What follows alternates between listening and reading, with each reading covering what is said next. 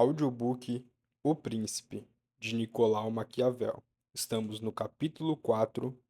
Por que o reino de Dário que Alexandre ocupara não se rebelou contra seus sucessores após a morte de Alexandre?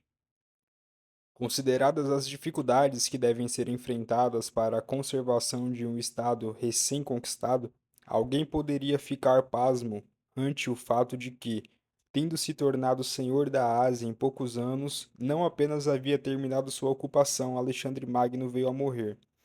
E, a despeito de parecer razoável que todo aquele Estado devesse rebelar-se, seus sucessores o conservaram e para tanto não encontraram outra dificuldade senão aquela que, por ambição pessoal, nasceu entre eles mesmos. Argumento: os principados de que se conserva a memória têm sido governados de duas formas diversas, ou por um príncipe, sendo todos os demais servos que, como ministros por graça e por concessão sua, ajudam a governar o Estado, ou por um príncipe e por barões, os quais, não por graça do Senhor, mas por antiguidade de sangue, têm aquele grau de ministros. Estes barões têm estados e súditos próprios que os reconhecem por senhores e a eles dedicam natural afeição. Os estados que são governados por um príncipe e servos têm aquele com maior autoridade, porque em toda a sua província não existe alguém reconhecido como chefe senão ele. E se os súditos obedecem a algum outro, fazem-no em razão de sua posição de ministro e oficial, não lhe dedicando o menor amor.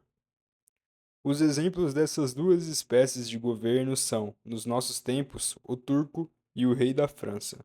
Toda a monarquia do turco é dirigida por um senhor, os outros são seus servos, dividindo o seu reino em Saint-Jacques.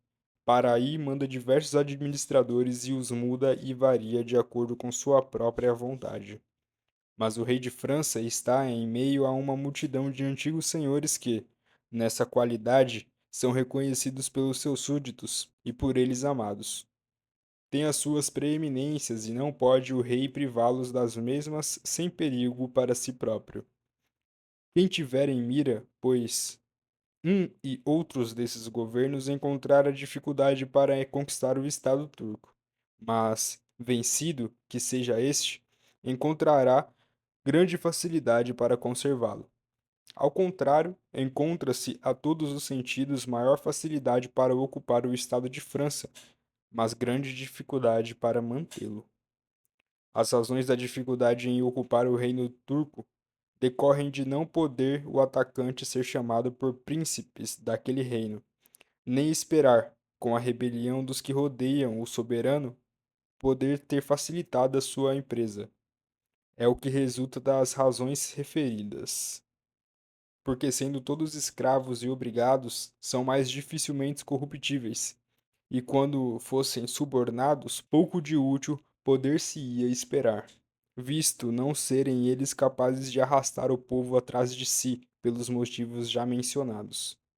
Logo, se alguém assaltar o Estado turco, deve pensar que irá encontrá-lo todo unido, convindo contar mais com suas próprias forças que com as desordens dos outros. Mas vencido que seja, e uma vez desbaratado em batalha campal de modo que não possa refazer os exércitos, não se deve recear outra coisa senão a dinastia do príncipe.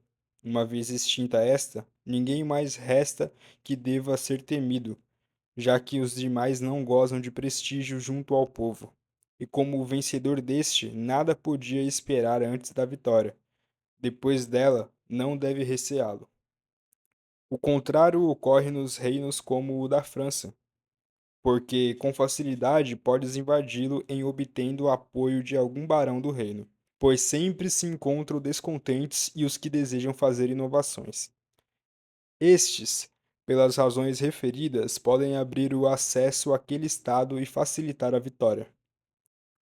Esta, depois, se desejares manter-te, arrasta atrás de si infinitas dificuldades, seja com aqueles que te ajudaram, seja com os que oprimiste. Não é bastante extinguir a estirpe do príncipe, pois permanecerem aqueles senhores que se tornam chefes das novas revoluções. e não podendo nem contentá-lo, nem exterminá-los, perde-se aquele estado tão logo surge a oportunidade. Ora, se for considerado de que natureza era o governo dário, se o encontrara semelhante ao reino turco. Para Alexandre, foi necessário primeiro encurralá-lo e desbaratá-lo em batalha campal, sendo que, depois da vitória, estando morto Dário, aquele estado tornou-se seguro para Alexandre pelas razões acima expostas. Seus sucessores, se tivessem sido unidos, poderiam tê-lo gozado tranquilamente, pois ali não surgiram outros túmulos que não os que por eles próprios provocados. Mas quanto aos estados organizados como o da França, é impossível possuí-los com tanta tranquilidade. Dessas circunstâncias é que se nascem as frequentes rebeliões da Espanha, da França e da Grécia contra os romanos, em decorrência do grande número de principados que havia naqueles estados, e por todo o tempo em que perdurou a sua memória, os romanos estiveram inseguros na posse daqueles domínios. Mas extinta a lembrança dos principados, com o poder e a constância de sua autoridade, os romanos tornaram-se dominadores seguros. Puderam, eles, também, combatendo mais tarde em lutas internas, arrastar cada facção para o seu lado, parte daquelas províncias, segundo a autoridade que já havia adquirido junto a ela. E essas províncias, por não mais existir o sangue de seus antigos senhores, não reconheciam senão a soberania dos romanos. Consideradas, pois, todas essas coisas, ninguém se maravilhará da facilidade que Alexandre encontrou para conservar o estado da Ásia e das dificuldades que foram arrostadas pelos outros para manterem o conquistado, como Pirro e muitos outros. Isso não resultou da muita ou pouca virtude do vencedor, mas sim da diversidade de forma do objetivo de conquista.